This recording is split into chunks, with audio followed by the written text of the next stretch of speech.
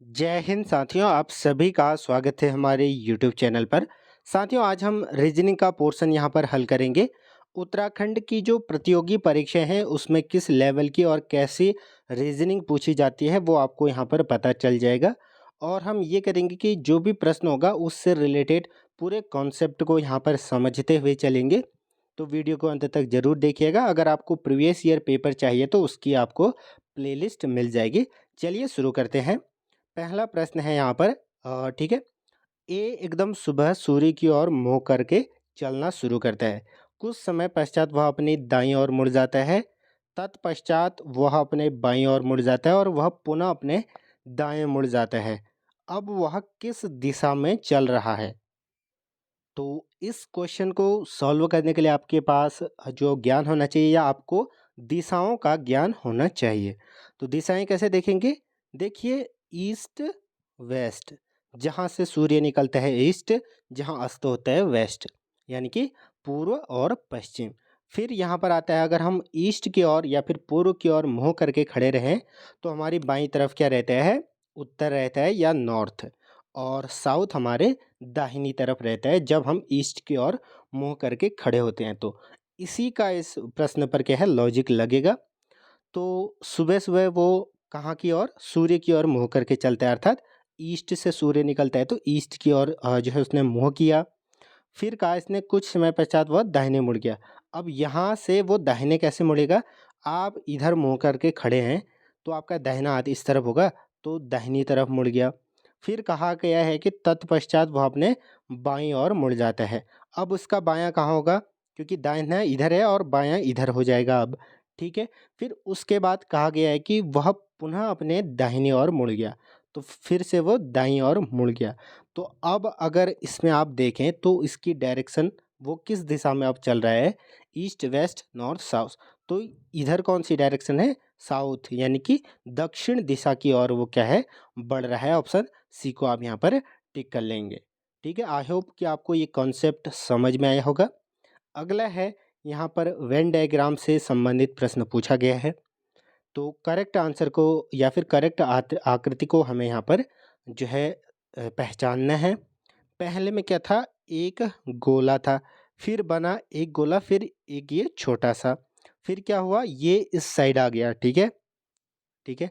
तो अब फिर इसके बाद क्या बनेगा? अगर इसका हम अगला वाला बनाएँ, तो ये बन जाएगा कुछ इस प्रकार से, यहाँ पर और यहाँ पर। तो ऐसा ऑप्शन कौन-सा दिख रहा है आपको? सी को आप यहाँ पर क्या कर लेंगे? टिक कर लेंगे। अगला प्रश्न बढ़ते हैं। तो ये द वैल्यू ऑफ, इसको हमको फाइंड आउट करना है, इसका मान हमें निकालना है। हालाँकि ये जो फॉरेस्ट गार्ड या फिर पुलिस ऐसी भर्तियों में पूछना है इस क्वेश्चन को मुश्किल है। ये पटवारी, कनिष्ठायक, अमीन, इन जो है भर्तियों में ये पूछ सकता है। तो यहाँ पर आप देख सकते हैं, इसको क्या करेंगे, सिंपली सॉल्व कहाँ से करते हैं? नीचे से करते हैं। पहले 17/22 को तो अलग से रहने दीजिए, पहले हम इस पोर्शन को यहाँ पर हल करेंगे। तो सबसे पहले क्या करेंगे? नीचे वाले को हल करेंगे।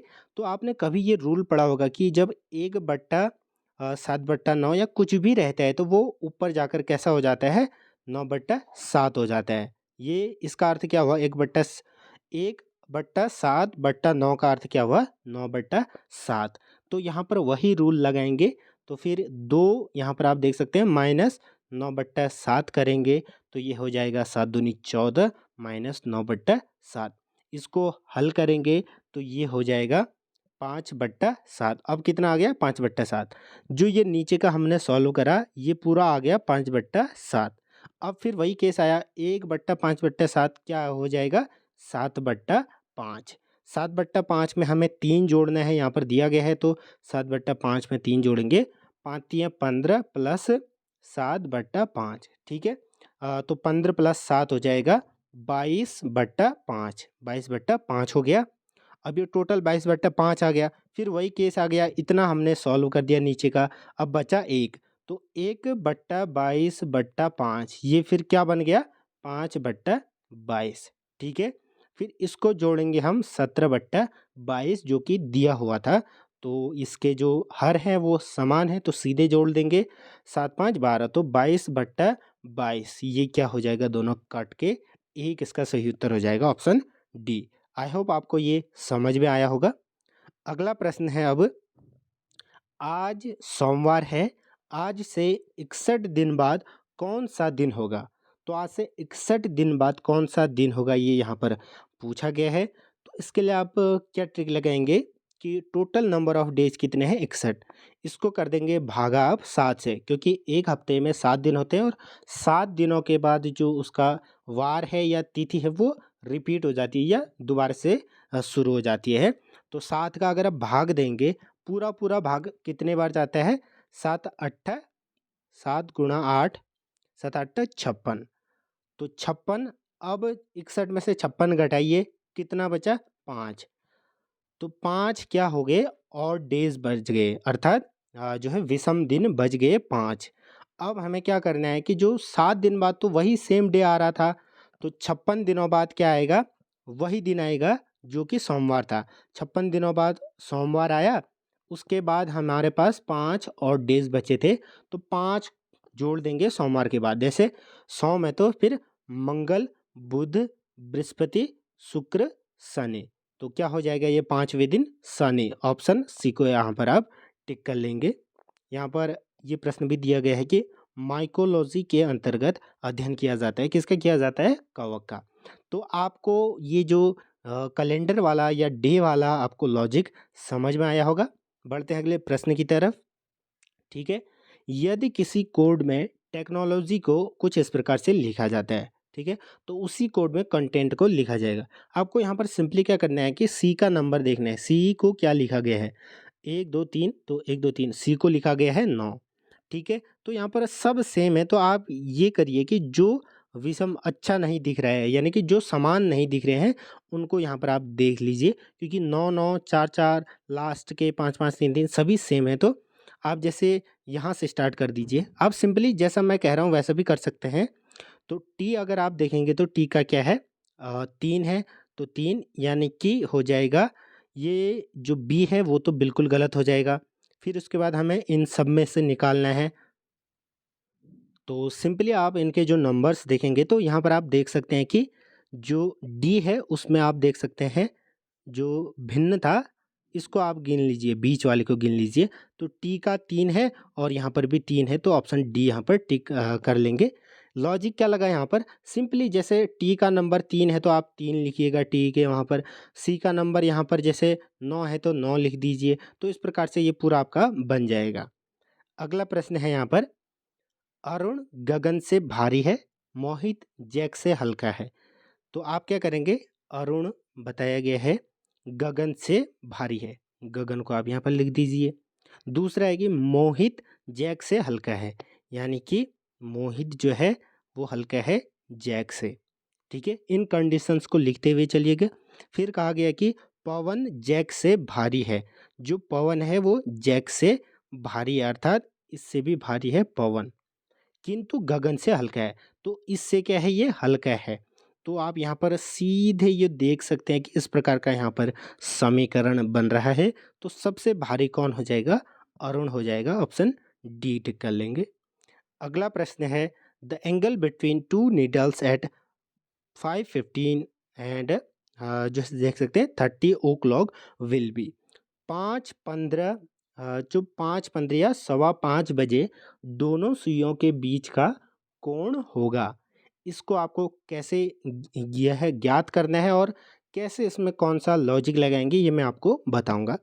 तो कोई भी घड़ी है उसमें आप देख सकते हैं कि जो टोटल डिग्री कहें जो स्पेस होता है वो 360 डिग्री का क्या कोण बनाती है। और जो 5 मिनट होते हैं, 5 मिनट की सुई कितने का कोण बनाएगी? तो 5 मिनट का आप यहाँ पर भाग कर सकते हैं। तो टोटली यहाँ पर कितने होते हैं? 60 मिनट होते हैं। तो 60 मिनट को आप इससे भाग कर दीजिए। ठीक है, तो 60 मिनट के हिसाब से आ जाएगा 1 मिनट 6 डिग्री। 1 मिनट कितना? 6 डिग्री। 1 मिनट बराबर 1 मिनट जो स्पेस होगा, 1 मिनट स्पेस कितना होता है? इतना। तो वो हो जाएगा 6 डिग्री। ये आपको कॉन्सेप्ट यहाँ पर याद रखने हैं। अब बोला गया है कि जो 5:15 कैसा बनेगा, मैं आपको यहाँ पर चित्र में दिखा देता हूँ। ये हो गया 5, तो 5 15 कुछ इस प्रकार का यहाँ पर समीकरण बनेगा, ठीक है। ये 5 हो गया टोटल, ये 5 हो गया, तो टोटल 10, 10 गुणा 6, ये तो 60 डिग्री तो ये पहले ही आ गया है। अब हमें निकालना है जो ये 5 के बाद जो सवा 5 तक के लिए ये थोड़ा-सा जो घंटे की सुई है वो खिसक रखी है, वो कितना डिग्री हमें ये ज्ञात करना है। इसके लिए क्या करेंगे, तो बाकी का जो हमें समय निकालेंगे, जो ये अ, घंटे की सुई थोड़ी-सी खिसकी है, वो उस स्पेस को निकालने के लिए हम क्या करेंगे, तो यहाँ पर आप देख सकते हैं 60 जो मिनट होता है 1 घंटे के बराबर होता है, तो उसी का यहाँ पर लॉजिक का इस्तेमाल करेंगे। तो 5/60 गुणा 15 गुणा, क्योंकि एक जो मिनट में 6 डिग्री बनाता है, तो 6 डिग्री को यहाँ पर गुणा कर देंगे। इसको आप पूरा हल करेंगे तो 15 चौको 60 और 6 पंचे 30 भागा 4, जो कि अराउंड आएगा 7.5। पहले कितना था, 60 था, उसमें 7.5 जोड़ दीजिए, 67.5। ऑप्शन कहाँ पर है, ऑप्शन बी को यहाँ पर टिक कर लेंगे। अगला प्रश्न, निम्न में से कौन सा ग्रह सूर्य के चारों ओर चक्कर लगाने के लिए, तो बृहस्पति हो जाएगा, ठीक है। तो ये आई होप ये लॉजिक भी आपको समझ में आया होगा। हालांकि जो कैलेंडर और घड़ी है उस पर मैं एक सेपरेट वीडियो जल्द ही अपलोड करूँगा। अगला प्रश्न है, 4 मित्रों ने तय किया कि उनमें से सबसे बड़े को पिज्ज़ा का अतिरिक्त टुकड़ा मिलेगा। तो 4 मित्र हैं, उनमें से जो सबसे बड़ा होगा उसको पिज्ज़ा का अतिरिक्त टुकड़ा यहाँ पर दिया जाएगा। माधुरी कंचन से 2 माह बड़ी है, ठीक है। तो माधुरी को हम एम से डिनोट करें, अगर माधुरी 2 माह बड़ी है किससे, कंचन से, ठीक है। जो कि साक्षी से 3 माह छोटी है। माधुरी साक्षी से छोटी है, तो छोटी है किससे, साक्षी से 3 माह। ध्यान रखिए सबसे बड़ी अभी तक कौन है, साक्षी। फिर उसके बाद कहा गया है कि प्राची कंचन से 1 माह बड़ी है।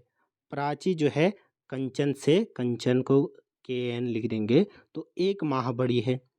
फिर क्या कहा गया है कि तो पिज्ज़ा का यहाँ पर देख सकते हैं अतिरिक्त टुकड़ा किसे मिलेगा, तो सबसे बड़ी कौन होगी, साक्षी होगी, तो ऑप्शन सी को आप यहाँ पर टिक कर लेंगे। अगला प्रश्न है यहाँ पर, पिता और उसके पुत्र की आयु का योग 60 वर्ष है, ठीक है। 15 वर्ष बाद पिता अपने पुत्र की आयु से दोगुना होगा, उसकी वर्तमान आयु है, ये हमें यहाँ पर ज्ञात करना है। तो यहाँ पर आप देख सकते हैं, इसमें अगर हम पिता और पुत्र की आयु को x और y मान लें, x हम मानते हैं पुत्र की आयु को, प्लस y हम मानते हैं पिता की आयु को। अगर इसका समीकरण देखें तो दोनों की आयु मिलाकर कितना होता है, 60 वर्ष होती है। ये तो पहला जो लॉजिक है वो दिया गया है। दूसरा क्या कहा गया है, फिर उसके बाद कहा गया है कि 15 वर्ष बाद, यानी कि x प्लस 15 बराबर हो जाएगा जो है y प्लस 15। इसमें फिर एक और समीकरण दिया गया है कि जो पिता की आयु है वो क्या होगी, इसका दोगुना होगी, तो 2 इतना कर देंगे। अब इसको आप यहाँ पर क्या करेंगे, सॉल्व करेंगे। तो सॉल्व करेंगे तो y प्लस 15 बराबर हो जाएगा 2x प्लस 30। यहाँ से y की वैल्यू निकालिए, 2x प्लस जो है 30 माइनस ये 15 इधर जाएगा तो 15 हो जाएगा। 2x प्लस 15 आप पहले वाले समीकरण में रख दीजिए। 2x प्लस 15 अगर यहाँ पर रखेंगे 60 करके, इसको अगर हम सॉल्व करेंगे तो ये हो जाएगा 3x बराबर हो जाएगा 15 उधर जाएगा, तो 60 में से 15 गया 45, 3 फिर इधर गया 3 यहाँ से, तो 15 आ गया। तो x की वैल्यू 3 जो है 15 आ गई, जो कि था क्या, पुत्र की आयु। पुत्र की आयु 15 थी। यहाँ पर आप देख सकते हैं 15 कहाँ पर है, ऑप्शन बी। तो 15 और 45 ऑप्शन बी यहाँ पर क्या हो जाएगा, सही उत्तर हो जाएगा। अगला प्रश्न यहाँ पर दिया गया है, तीसरे चित्र में x का मान होगा, ये कहा गया है। अगर आप इसको ध्यान से देखेंगे, 4 का भाग अगर आप 36 में दें तो 4 चौको 16, 4 पंचे 20, 4 छके 24, 4 नम्मा 36, ठीक है। 9 का 4 का जो भागा 36 में 9 बार गया, 9 को लिख लेंगे। 6 और 2 को जोड़िए, 6 2 8, 8 गुणा 9 तो ये हो गया 9 8 72। पहले का लॉजिक भी आ गया। अब दूसरे का देखिए, 3 का भागा 24 में 3 8 24, ठीक है। 6 और 4 को जोड़ दीजिए 10, 10 गुणा 8 10 अट्ठा 80। तो यही लॉजिक हमें यहाँ पर लगाना है। 8 छक 48, 12 और 4 को जोड़ दीजिए, बढ़ 4 16 गुणा 6, तो ये हो जाएगा 16 छक 96। 96 कौन सा ऑप्शन है? Option C. अगला प्रश्न है यहाँ पर, रमेश अपने घर से दक्षिण की ओर 15 मीटर चलता है। तो ये दिशाओं वाला ज्ञान लगेगा इसमें भी, तो एक बार उसको ड्रॉ कर लीजिए, ईस्ट वेस्ट नॉर्थ साउथ। ठीक है, रमेश अपने घर से दक्षिण की ओर 15 मीटर चलता है। दक्षिण किस तरफ है? तो दक्षिण की ओर 15 मीटर चला। फिर बाएं मुड़कर 20 मीटर चलता है। बाएं किस तरफ होगा? बाएं इस तरफ होगा। ठीक है, 20 मीटर चला। फिर उसके बाद एक बार फिर बाएं मुड़कर 15 मीटर चला। ठीक है, 15 मीटर से चला। वो अपने घर से कितनी दूरी पर है, ये पूछा गया है। तो यहाँ पर आप देख सकते हैं 15 ये था, 20 ये था और ये 15 है। तो यहाँ से यहाँ तक क्या हो जाएगा? 20 हो जाएगा। तो ऑप्शन जो है 20 को आप यहाँ पर टिक कर लेंगे। और कौन सी दिशा में है? 20 मीटर पूर्व की ये दिशा में है। तो इसका आप यहाँ पर ध्यान रखिएगा। अगला प्रश्न, यहाँ पर हमें त्रिभुज गिनने हैं, सॉरी स्क्वायर्स गिनने हैं। कई बार ट्रायंगल्स या त्रिभुज गिनना आता है, कई बार आयत गिनना आता है। तो इस प्रकार के प्रश्न आते हैं। इसमें आपको क्या करना है कि जो कीनली ध्यानपूर्वक आपको इनको गिनना होता है। हालांकि कई प्रश्नों में इसमें लॉजिक भी लगता है। तो यहाँ पर स्क्वायर्स पूछा गया है, आप क्या करेंगे? पहले तो छोटे खानों को गिन लीजिए। ये हो जाएंगे 4, 4 गुणा 4, तो 4 चुको 16, 16 तो ये छोटे वाले हो गए। ठीक है, 1 2 3 4, 4 दूनी 8, 4 3 12, 4 चुको 16। अब बात करते हैं ये एक, ये एक, ये एक, ये एक, कितने हो गए? +4। ठीक है, फिर उसके बाद ये एक, ये एक, ये एक, ये एक, कितने हो गए? 4। 16 चारे 22, 20 और 4 24, 24 अभी तक हो गए। ठीक है, 24 अभी तक हो रखे हैं। ठीक है, 24। अब फिर और गिनेंगे हम यहाँ पर। अगर हम अब गिने तो यहाँ पर आप देख सकते हैं, एक ये, एक ये, एक ये, एक ये, कितने हो गए? 28। टोटल कितने हो गए? 28 अभी तक। फिर अगर हम अब गिने तो एक ये हो जाएगा, सॉरी, जो अभी हमने गलत गिन रखा था, इसको इसको फिर इसको फिर इसको, तो ये टोटल कितने हो गए? 30 हो जाएंगे। क्योंकि जो 24 हो रखे थे उसके बाद हमने जो 4 गलत गिने थे, तो 4 यहाँ पर ये गिनेंगे अगर हम, फिर उसके बाद ये, तो यहाँ पर आप देख सकते हैं टोटल कितने बन रहे हैं? 30 बन रहे हैं। तो ऑप्शन कौन सा? ऑप्शन डी टिक कर लेंगे।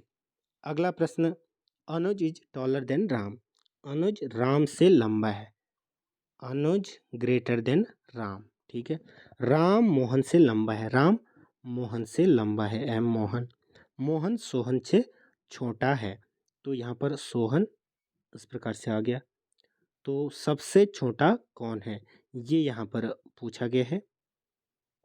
तो सबसे छोटा कौन हो जाएगा? मोहन हो जाएगा। क्योंकि यहाँ पर आप देख सकते हैं वो राम अनुज से जो है, अनुज राम से लंबा है और राम मोहन से लंबा है। तो मोहन तो छोटा हुआ सबसे अभी तक। फिर कहा गया है कि सोहन से भी छोटा है, तो मोहन इसका सही उत्तर हो जाएगा। अगला प्रश्न, यदि जून को इस प्रकार लिख सकते हैं तो जुलाई को कैसे लिखेंगे? तो इसके लिए आप देख सकते हैं कि जून में ABCD, इसमें आप देखेंगे ABCD जो इसकी पोजीशन है वो आप याद रखें। जैसे 1 2 3 4 5। ठीक है, इस प्रकार से यहाँ पर हाँ, जो जे आता है वो 10वें नंबर पर आता है। फिर U 21 पर, फिर ऐसे N 14 पर, तो 5। तो जुलाई का भी सिमिलरली अगर आप यहाँ पर देखेंगे तो इसका आप देख सकते हैं JU तक तो सेम होगा, 10 और 21। उसके बाद हम देखेंगे L का, तो L की पोजीशन ज्ञात कीजिए।